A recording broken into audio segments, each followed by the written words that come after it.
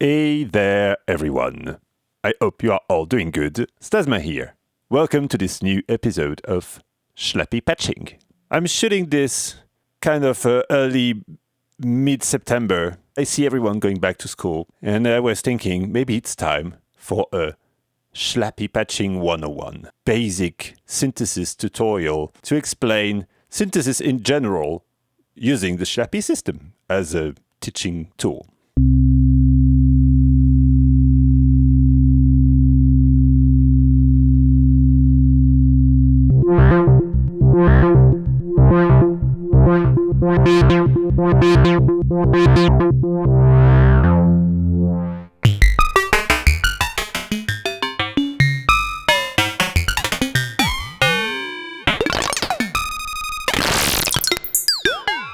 So let's start by the very beginning. The main sound source in the Schlappy system is that giant oscillator, the tree body.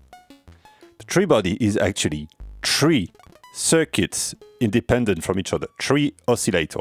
An oscillator is a circuit that basically cycle at a defined speed, and that frequency, as we call it in hertz, is what's going to give you the pitch of the sound.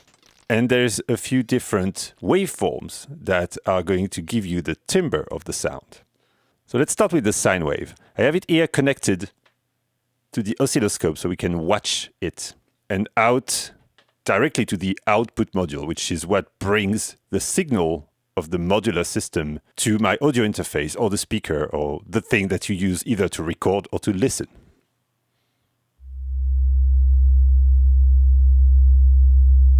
So now what we are hearing is a sine wave, so with no harmonics at all, just a fundamental frequency at a C2, if I'm correct.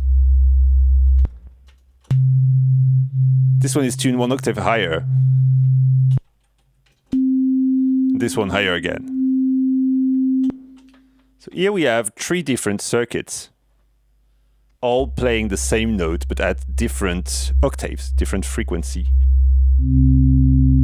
So one of the easy way to combine this sound is to just mix them together. This is a very simple way of looking at what's called additive synthesis, which is taking different sine waves from different oscillators, carefully tuned to specific frequency, and when you mix them together you get a new timbre.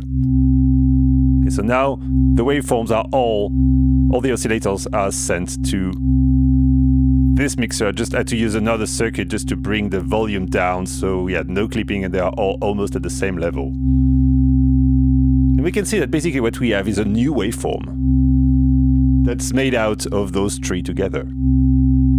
This was the very early way of making sound, because people were using giant test equipment oscillator, and they could only combine them into a mixer, then print them to tape, then slice them and whatever, speed them up or down, or which was actually the intent of making modular synthesizer, was to replace that very bulky and complex way of working with composing electronic music. After these very early tape music type of experiments, the two main synthesis methods have been subtractive synthesis with Moog and the Moog modular synthesizer, and frequency modulation and waveshaping pioneered by Buchla with the Buchla synthesizers. So I'm going to show you the two of them very quickly.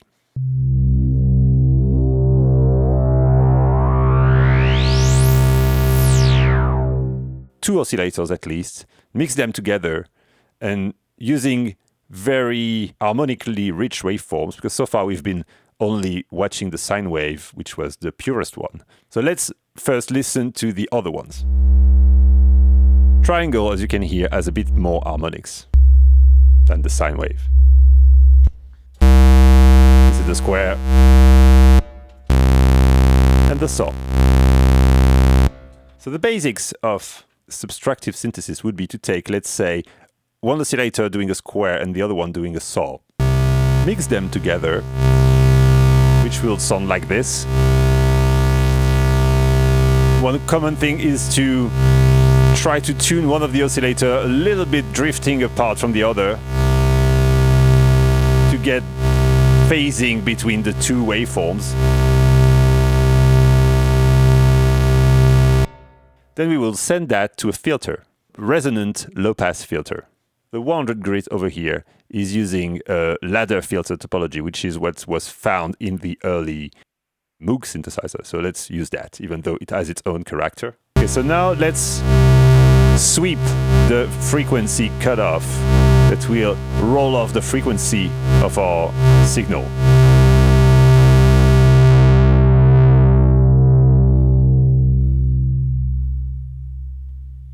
Leaving only the fundamental.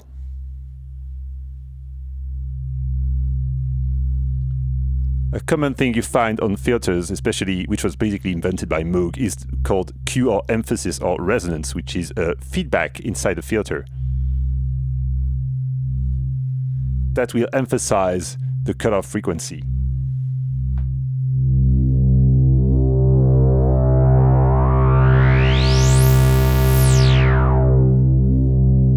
So you get that very classic resonant effect.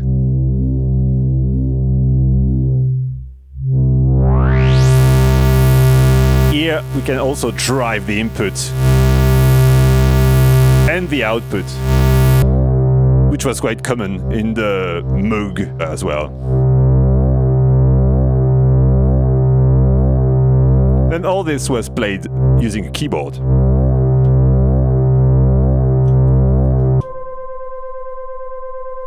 You have a transpose in that will send the pitch to all three circuits.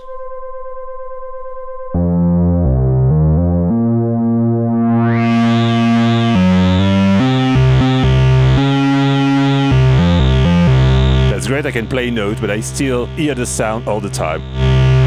We need the last simple circuit in line, which is the VCA, voltage controlled amplifier. All this is actually voltage control, of course, voltage controlled oscillator, VCO, voltage controlled filter. It happens that there is a VCA inside the filter, which was quite common as well. Not in the Moog line directly, but all the predecessor like ARP, for example, made a lot of filter with integrated VCA. So we are going to use that. And to use that, we also need something that will let the sound pass through when we play a note. So we are going to use the gate out of the keyboard to trigger what's called an envelope generator. It's a very simple one, not an ADSR like you find in the Moog ones. This one is only attack, hold, and release, but it's going to be fine here.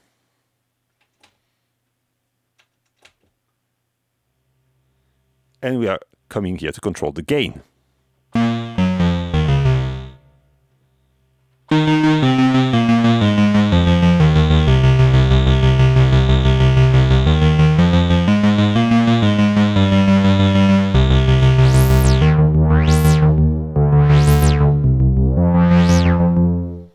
Usually the envelope was also sent to control the filter, or it was also common to find what's called an LFO, a low frequency oscillator, that we can turn this actual circuit in. Now we see that the frequency is quite low, and we can use that frequency that is under our hearing range. It's below 20 Hertz, but we can use that as a modulation source.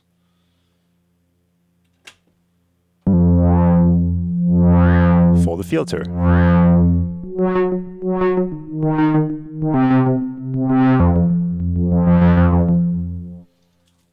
It was also very common to find pitch control from the keyboard sent to the filter as well.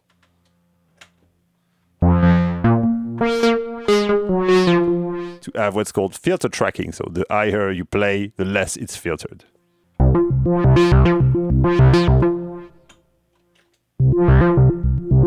Without it, you can hear that the high notes are quite heavily filtered and you don't hear them as much.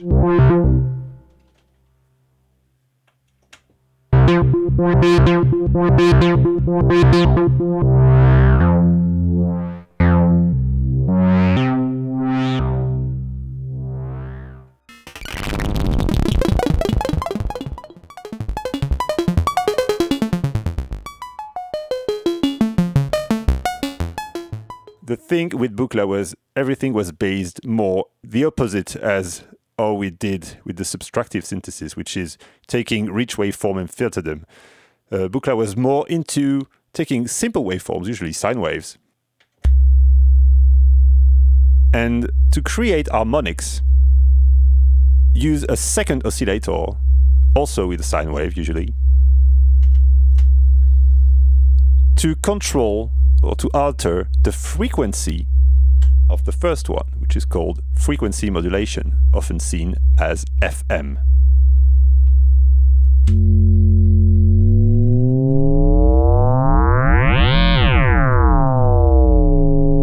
So what we are hearing right now is only this oscillator, but this one is modulating its frequency. And this is how much this frequency is being modulated.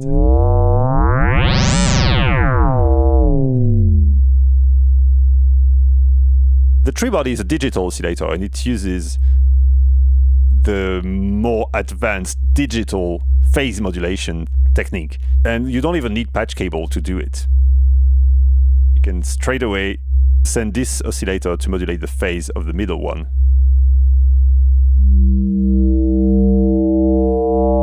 Right here, which sounds quite similar. And you can also lock the two other oscillators to ratio of the first one, which was what was used in 80s digital synthesis, like in the DX7 technique invented by John Chowning. Let me flip this guy to ratio. This one in ratio and high as well. This allows for always having very harmonic related signal to modulate from. And we can modulate from this one and this one. But back to the Buchla way of doing things. Let's patch it to FM.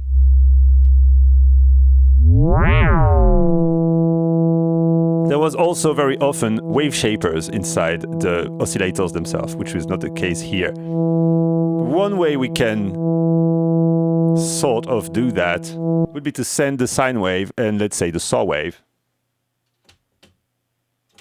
to two different VCAs, mix them together, and then we could create cycling functions. Buchla referred to as envelopes and LFOs as functions, function generators. So here I'm controlling the volume of the sine wave with this rising and falling function.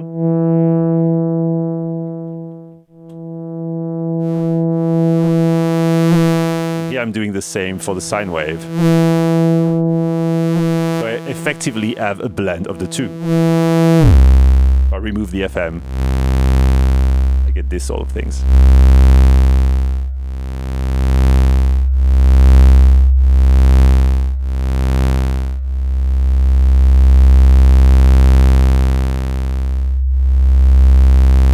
Which is effectively wave shaping, but it's a bit more involved than just having a part to do it. FM usually has two modes. Here I'm in exponential mode, which is the most wide-ranging, but also the less pitch stable. Linear is usually more pitch stable. And here that we still have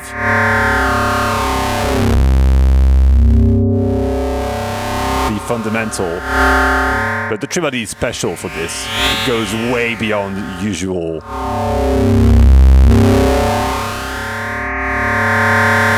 And to finish this, usually what we would have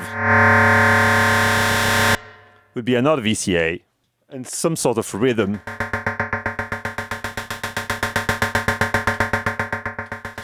It was quite common in this kind of patch to have the function generator driving the whole patch and use it as well as a clock. Usually to clock random type of sequencers. I'm going to use the nibbler, which is not really a sequencer, but it's what we use as a sequencer inside the Schlappy system. You feed it a clock, flip some of these switches, and it uses 4-bit logic to create stepped patterns.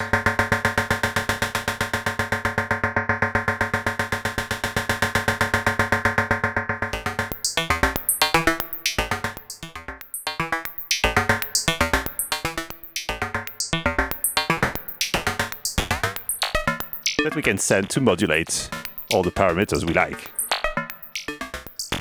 This one's a bit too much.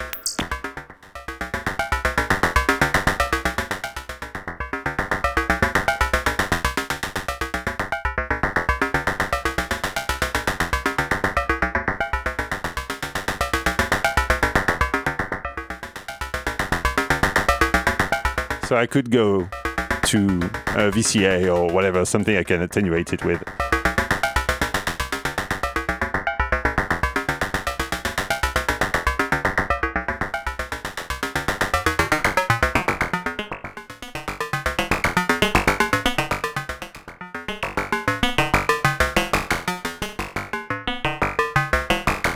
Here we have a quite typical weirdo FM patch.